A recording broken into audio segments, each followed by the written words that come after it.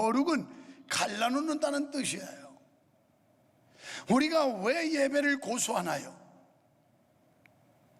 우리는 세상 사람들과 다른 사람들이에요.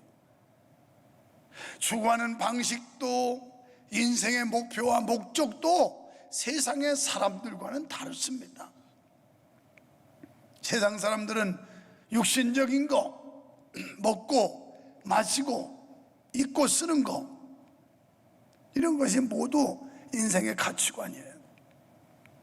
그러나 우리는 보이지 않는 세계, 영원한 세계를 소망하고 그날의 영광을 갈망하며 사는 사람들이 성도의 삶이에요. 그러니까 이중적인 삶이죠. 이 세상의 대한민국 국민으로서의 삶도 살지만 우리는 하늘나라라고 하는 영원한 나라, 천국 백성, 천국 시민으로서의 역할을 가지면서 사는 거예요. 그런데 우리는 이 세상 사람들이 살아가는 관습이나 구습, 풍습, 이런 걸 떨쳐버리라는 겁니다. 또 깨어나야 돼요. 지금 잠들어 있는 사람들이 얼마나 많은지 몰라요. 이 코로나 사태가 벌어지면서부터 1년이 훨씬 넘는 시간들을 아예 교회를 출석 한번 안 해본 사람도 많아요. 그러다가 믿음이 다 무너져 버릴까 봐 걱정이에요. 신앙의 끈이 다 끊어져 버릴까 봐 걱정이에요. 그리고 이 구습과 풍습, 관습에 빠져가지고 아예 교회를 소홀히 한다든지 예배를 등한시한다든지 이럴까 봐 걱정이에요. 그런데 이런 일에 빠지지 말라는 겁니다. 깰지어다, 깰지어다. 여러분, 우리는 깨어나야 합니다. 깨어났다는 것은 정신을 차리고 자기의 본분을 망각하지 않는다는 거 아니겠어요? 우리의 신분에 맞는, 우리의 신분에 걸맞는 성도의 본분에 합당한 삶, 이런 삶을 추구해야 될 줄로 믿습니다.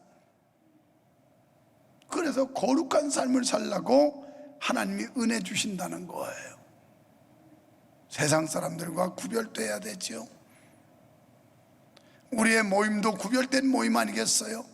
신앙 공동체 속에서 천국을 사모하며 하나님 나라 백성이라고 하는 우리들이 함께 모여 목소리를 모으고 그리고 생각을 하나로 집중하며 하나님을 찬양하고 예배하는 거 아니겠습니까?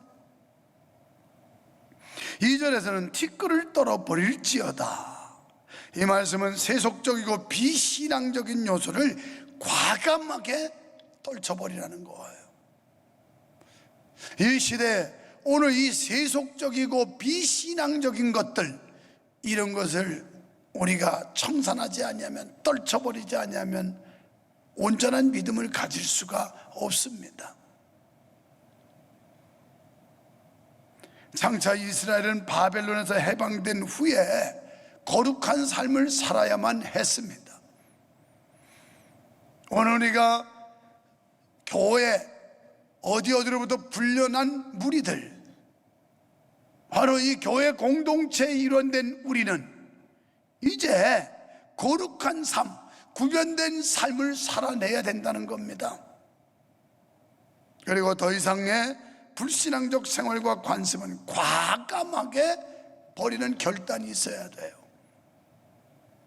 하나님께서 이스라엘을 바벨론에서 해방시켜 주신 이유도 여기에 있다라는 것입니다. 왜냐하면 이 바벨론이라고 하는 나라는 세속 문화와 우상의 나라로 대변되는 나라가 바벨론이었어요. 그래서 하나님께서는 선지자를 통해서 이스라엘의 본토 귀환을 명령하고 계신 것입니다. 11절에서 너희는 떠날지어다, 떠날지어다. 거기서 나오고 부정한 것을 만지지 말지어다. 사랑하는 여러분, 우리는 불신앙에서 떠나야 할 줄로 믿습니다. 세속화된 데서 떠나야 될 줄로 믿습니다. 저 세상으로부터 떠나서 주님께로 밀착하는 이런 역사가 있어야 할 줄로 믿습니다. 이 잘못되고 배역한 악한 사상과 관습, 이런 데서 떠나라는 거예요. 떠날지어다 깰지어다 떠날지어다 결단을 촉구하고 결심을 촉구하고 있어요. 용기 있는 결단을 하나님께서는 여러분과 나에게 촉구하고 있는 겁니다. 그러면서 그 가운데서 나오라는 거예요.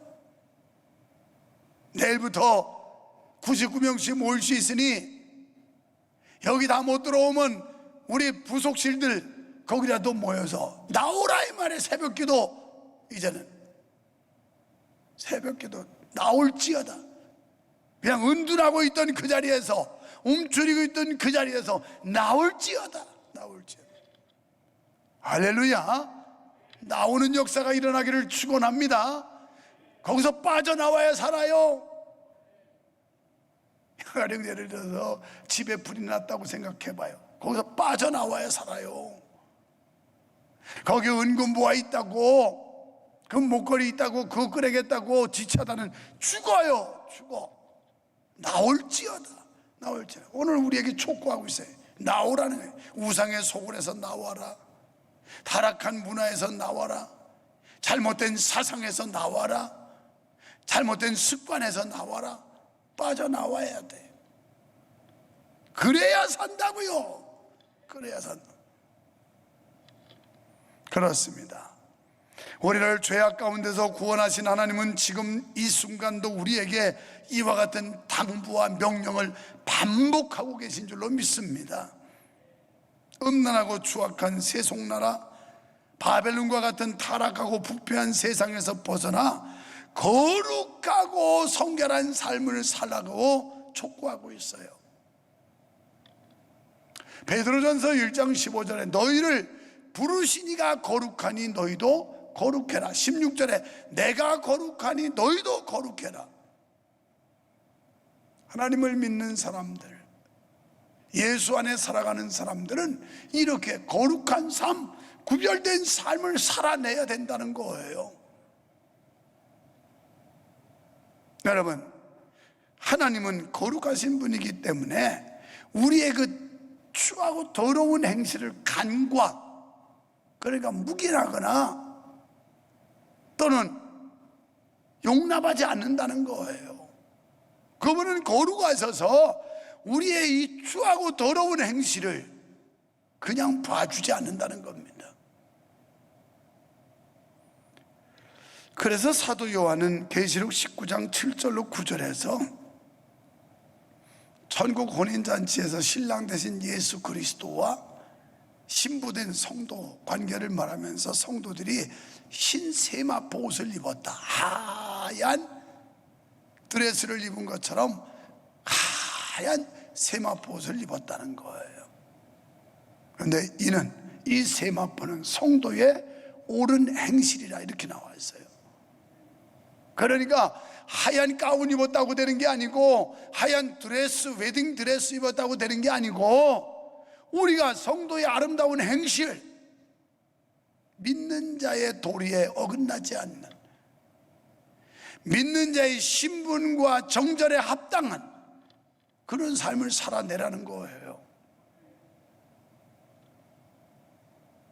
그게 그리스도 신랑의 신부될 자격을 가진 성도의 합당한 예절이라는 겁니다. 두 번째, 왜 하나님이 우리에게 은혜를 주실까요? 왜 하나님이 우리를 인도해 주시고 하나님이 보호해 주시고 우리에게 많은 것들을 허용하고 공급해 주실까요? 거룩한 삶을 살고, 두 번째는 하나님의 영광을 위해 살으라는 거예요. 하나님의 영광. 5절에서 이사야 선지자는 여호와께서 말씀하시되 내 백성이 까닭 없이 잡혀갔으니 내가 여기서 어떻게 할꼬? 여호와께서 말씀하시되 그들을 관할하는 자들이 떠들며 내 이름을 항상 종일 더럽히도다. 그러니까 이사야 선지자는 이스라엘이 바벨론에 잡혀감으로 인하여 이방인들이 하나님의 거룩한 성호를 더럽힌 데 대해서 탄식하고 있어요. 우리 우리도 이사야 선지자 같은 심정을 가져야 됩니다. 지금 교회가 여러 가지 이유와 핑계를 통해서 얼마나 농단을 당하고 있습니까? 하나님의 이름이 얼마나 무시당하고 있고 만우리 여김을 받고 있나요? 작년에 교계 대표라는 사람들이 청와대 초청받아서 가가지고 앉혀놓고 대통령이 목사님들한테 얘기해요. 목사님들, 종교는 마음에 휴양은 될지 모르지만 전염병을 막아주지는 못합니다. 이 얘기했어요. 목사들 앉혀놓고. 여러분, 우리는 하나님이 살아계심을 믿습니다. 그리고 하나님은 능치 못함이 없는 신이라는 걸 우리는 믿고 있어요. 병든 자도 고침받을 수 있고 환난 가운데 지켜주시고 전염병도 하나님께서 지켜주신다고 우리는 믿고 있다고요. 그러면 그 자리에 가서 적어도 대통령님, 우리는 목사들입니다. 목사들 앉혀놓고 그 말씀은 그냥 도에 지나친 말씀입니다. 한마디 정도는 해야 되는 거 아니에요? 우리는 살아계신 하나님을 믿고요, 이 나라가 안정되려면, 이 나라 전염병에서 자유함이 있으려면 오늘 교회가 엎드려 기도해야 되고 하나님의 은총이 있어야 됩니다. 이렇게 좀 얘기해야 되는 거 아니에요?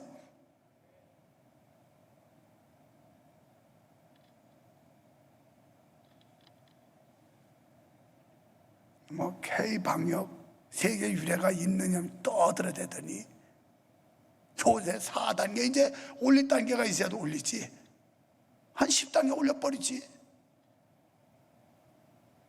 어제도 보니까 1823명이야 난 그래서 기록경신한 줄 알았더니 얼마 전 몇 주 전에 제일 많이 나온 게 1870몇 명인가 나온 적이 있더라고. 두 번째로 많이 나온 거야. 지금 뭐 4단계 뭐 5단계 별짓 있다고 해도 못 잡잖아요. 백신을 지금 막 계속 맞아대는데도. 이건 세계적인 재앙이에요. 세계적인 재앙. 마태복음 24장에 보면 말세, 하나님의 심판 때가 가까워지면, 예수 그리스도가 재림 때가 가까워지면 처처에 난리와 난리, 기근과 지진, 이런 소식이 막 들어온다고 그랬어요. 이게 이미 성경에 예언하고 있는 거예요. 감당을 못 하잖아요. 뭐 금방 다 잡은 것처럼 큰 소리 치는데, 그래? 다 해결됐어? 한번 맛 좀 볼래? 하더니 막 지금 뭐 기하급수적으로 막 퍼져가지고 감당이 안 되잖아요. 감당. 이런 때 우리가 지금 하나님의 이름이 만우리 여기고 깔보임을 당하고 조롱당하고 지금 이 짓을 당하고 있어요. 지금 이사야가 탄식했던 건, 너희가 바벨론에 잡혀감으로 이방인들이 여호와의 이름을 모독하고 하나님의 권위를 땅에 떨어뜨리고, 지금 우리가 살고 있는 현 세대가 비슷한 거예요. 비슷해. 이걸 이사야 선지자가 탄식하고 있어요. 우리도 목사뿐이 아니라 적어도 여러분이 성도라면 이런 데 탄식해야 돼요. 하나님의 이름이 모독당하고 만월이 여기고 하나님의 영광이 이 땅바닥에 추락된 데 대해서 탄식할 수 있어야 그게 진정한 그리스도인이라고요. 그런데 이 말씀을 하는 이유는 이 당시에 신정국가, 신이 나라를 통치한다고 믿어질 때 나라와 나라가 전쟁을 하는 겁니다. 그러다가 패하면 그 신은 죽었다고 간주한 거예요. 무능하다고 간주한 거예요. 이게 신뢰가 이제 이사야 36장에서 아수르라고 하는 나라가 예루살렘을 뺑둘러 포위했잖아요. 그리고 어디 헤어나갈 길이 없었어요. 가망이 없었어요. 그때 아수리의 왕 사네립이라는 왕이 지 신하 충신 납사게, 발사게인지 무슨 얼굴사게인지 하여튼 머리사게인지 납사게라고 하는 이름도 더러워야죠. 납사게를 보내가지고 막 야유를 하면서 조롱하면서, 너희가 믿는 하나님이 어딨냐, 너희가 믿는 신은 이미 죽었다, 무기력하고 무능하고 별 볼 일 없다. 지금 봐라, 우리가 너희 나라를 지금 뺑 둘러서 진치고 다 포위했지 않느냐. 너희 신은 죽었으니 항복해라. 망한다. 히스기야 왕 때 이런 거예요. 그래서 히스기야 왕이 열받아가지고 그 편지를 갖고 하나님 성전에 가서 눈을 지으신 여호와여 보시옵소서, 귀를 지으신 여호와여 들으시옵소서 이러면서 기도했던 사건이 있잖아요. 그때 신정 통치하는 신정국가 시대에는 전쟁에서 패하면 그 신도 무능한 신으로 간주되고 패하게 됐던 거예요. 그러니까 바벨론의 포로로, 하나님의 백성이 포로로 잡혀가니까 이 바벨론의 이방인들이 막 멋대로 하나님을 난두질하면서 조롱하고 있는 거예요. 어쩌면 지금 우리가 살고 있는 시대가 이 모양이 아닐까요? 교회를 우습게 알고 여호와 하나님에 대해서 우습게 알고 장난질하고 교회를 매도하고 호도하고 지금 이런 세상 살고 있다고요. 뭐 이상하게 볼 거 없어요. 이미 바벨론 포로 잡혀갔을 때 이런 일들이 벌어졌으니까.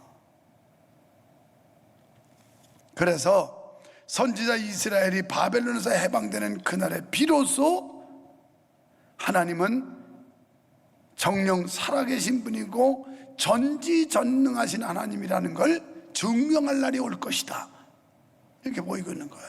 이사야 예언이 그날에 하나님을 이렇게 깔보고 하나님을 모독하던 이런 상황에서 하나님이 급기야 행동하기 시작하시면서 살아계신 하나님, 전지전능하신 하나님이라는 걸 보이는 날이 올 것이다, 이렇게 위로와 소망의 메시지를 주고 있는 거예요. 그러니까 결국 하나님께서는 당신의 거룩함을 회복하시고 영광을 되찾으시기 위해 이스라엘을 바벨론에서 구원하셨다라는 말씀이에요. 여러분, 이런 구원의 은혜가 우리에게 일어날 줄로 믿습니다. 하나님의 영광을 되찾기 위해서. 그렇습니다. 성도가 세상에서 범죄하고 불의를 행한다면 결과적으로 하나님의 영광을 가리우고 주님의 성호를 더럽히는 결과가 된다는 거예요. 그래서 우리가 사회생활, 직장생활을 하든 사업을 하든 인간관계를 갖는 데 있어서 우리가 선하게 바르게 행동해야 된다는 거예요. 그렇지 못하면 우리 때문에 여호와의 이름이 모독당하고 욕됨을 당한다는 거예요. 때문에 성도는 세상에서 빛과 소금의 사명을 잘 감당함으로 하나님의 영광을 드러내야 할 줄로 믿습니다. 그래서 주님께서도 마태복음 5장 16절에 이같이 너희 착한 행실을 보고 하늘에 계신 너희의 하나님께 영광을 돌리게 해라. 우리가 행실 잘해서 우리의 착한 행실을 보고 믿지 않는 사람들이 하나님께 영광을 돌리도록 하여라. 이렇게 영광을 드러내는 사람도 있지만 영광을 가리우는 사람도 있다고요. 현실적으로 지금 우리의 삶이 어떤가요? 하나님의 영광을 드러내고 있나요? 영광을 가리고 있나요?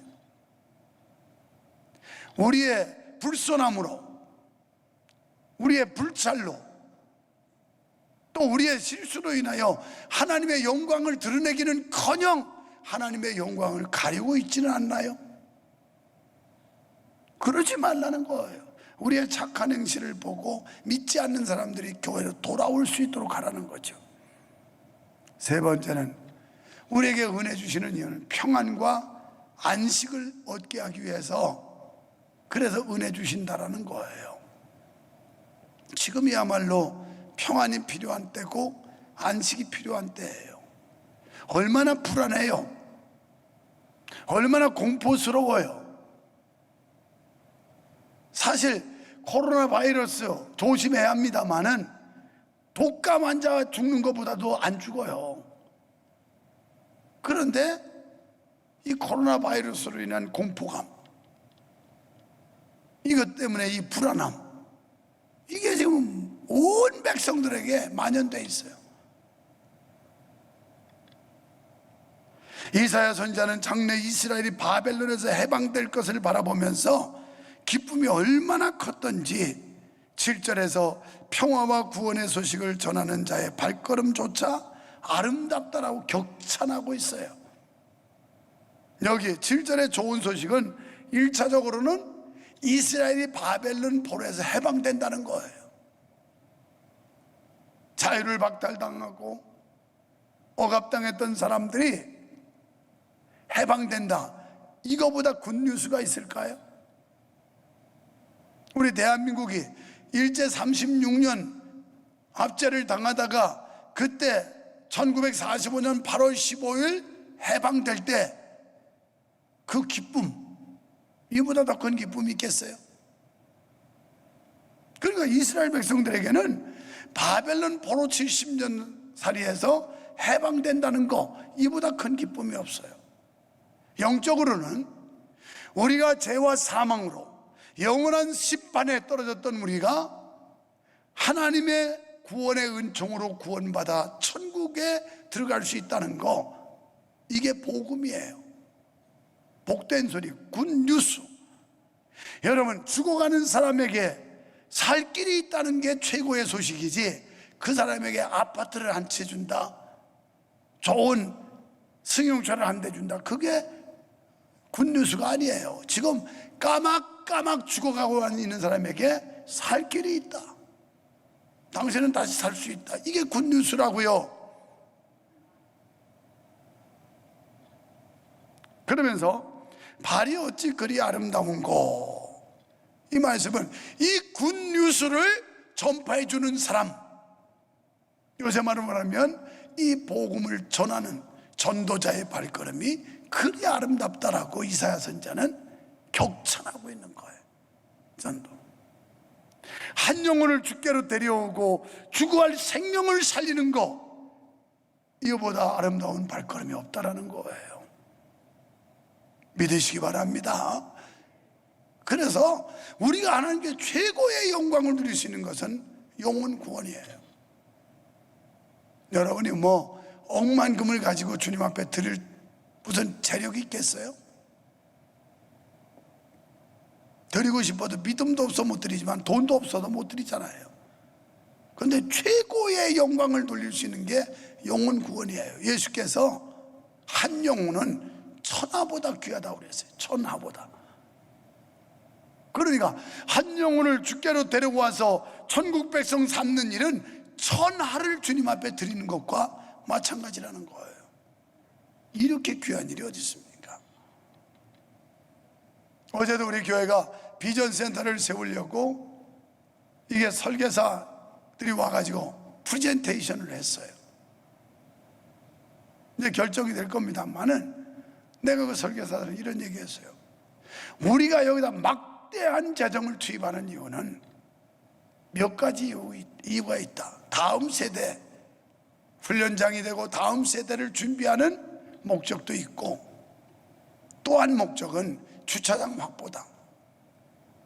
여기서는 단 한 평도 살 수가 없고, 또 땅이 있다고 해도 살려고 해도 아마 우리 교회 붙어 있는 땅 같으면 3천만 원은 채야 줘야 될 거고, 그냥 저건 어디 산다고 해도 평당 채야 2천만 원씩 줘야 될 텐데, 500평의 주차장 무리를 확보하려면 100억이다.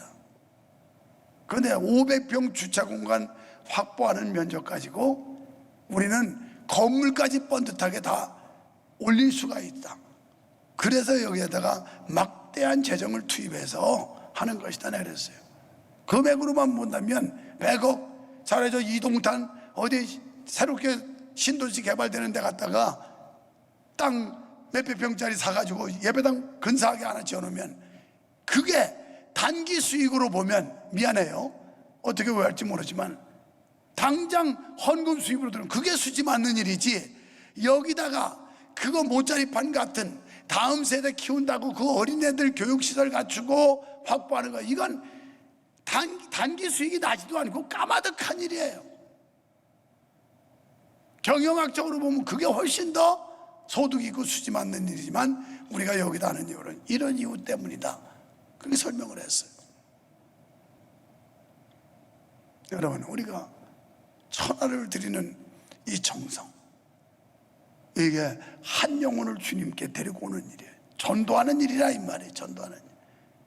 돈은 없어 못 드리고, 우리가 명예 권력은 없고, 인간적으로 드릴 건 없지만, 그러나 한 영혼이 주님 앞에 돌아오는 게 천하를 드리는 것과 같다고 한다면, 이 일은 우리 모두가 해야 될 일이고 할 수 있는 일이 아니겠습니까? 이 소식은 1차적으로 바벨론이 멸망했다는 소식이고요. 그리고 고레스 왕, 이 고레스 왕이 이스라엘 백성들을 본토로 귀환 명령 내리는 것, 이게 굿뉴스였어요. 그게 복음이었습니다. 이 소식은 이스라엘의 해방을 알리는 소식이었으며, 이스라엘이 본토에서 평화와 안식을 누려도 좋다는 소식이었습니다. 포로된 자에게 이와 같은 평화와 안식보다 더 좋은 소식이 있을까요? 그래서 이사야 선지자는 8절에서 파수꾼들이 그 소리를 듣고 소리를 높여 일제히 노래하리라 그랬습니다. 파수꾼은 보초자.